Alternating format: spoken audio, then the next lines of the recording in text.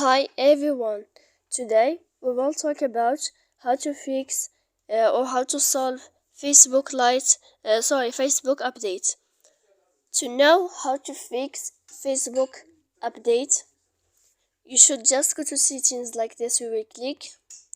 After that, in this page, you will go to apps, default apps, app settings.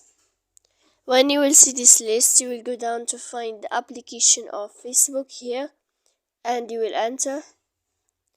Then in this page you will go to click force stop. Then you will enter to storage like this. After that, here in this page you will click clear cache, and then you will go to click clear data, and after all that you can update your application. So please don't forget to support us by like and subscribe. See you next time.